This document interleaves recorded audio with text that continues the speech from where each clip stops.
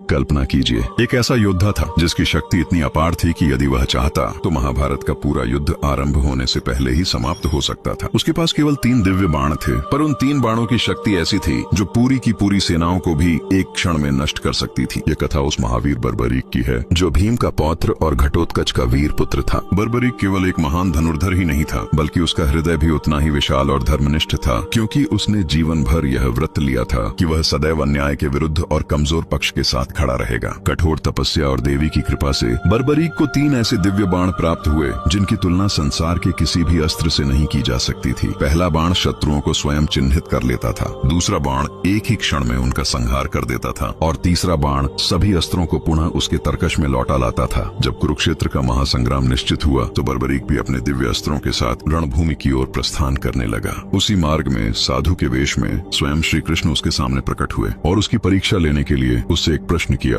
श्री कृष्ण ने कहा, वीर, यदि युद्ध के दौरान दोनों पक्ष निर्बल होते जाए तो तुम किसका साथ दोगे? बर्बरीक ने बिना किसी संकोच के उत्तर दिया, हे प्रभु, जो भी उस समय कमजोर होगा मैं उसी के पक्ष में खड़ा होकर युद्ध करूंगा। यह उत्तर सुनकर श्री कृष्ण समझ गए कि यदि यह अद्भुत योद्धा युद्ध में उतर गया तो न पांडव बचेंगे न कौरव, और धर्म व अधर्म के बीच का संतुलन ही समाप्त हो जाएगा। तभी श्री कृष्ण ने धर्म की रक्षा के लिए एक अत्यंत कठोर किंतु आवश्यक निर्णय लिया और बर्बरीक से कहा, यदि तुम सच में धर्म की रक्षा करना चाहते हो तो मुझे तुम्हारा पराक्रम नहीं, तुम्हारा महान बलिदान चाहिए। धर्म के लिए सर्वस्व अर्पण करने वाले बर्बरीक ने बिना एक पल भी सोचे अपना शीश दान कर दिया। उसके मस्तक को एक ऊंचे स्थान पर स्थापित किया गया ताकि वह पूरे महाभारत युद्ध का मौन साक्षी बन सके। और वही महावीर बर्बरीक आज कलयुग में खाटू श्याम के पावन नाम से पूजे जाते हैं। यदि यह महान बलिदान आपके हृदय को स्पर्श कर गया हो तो इस वीडियो को लाइक करके कमेंट में लिखें, जय बाबा खाटू श्याम।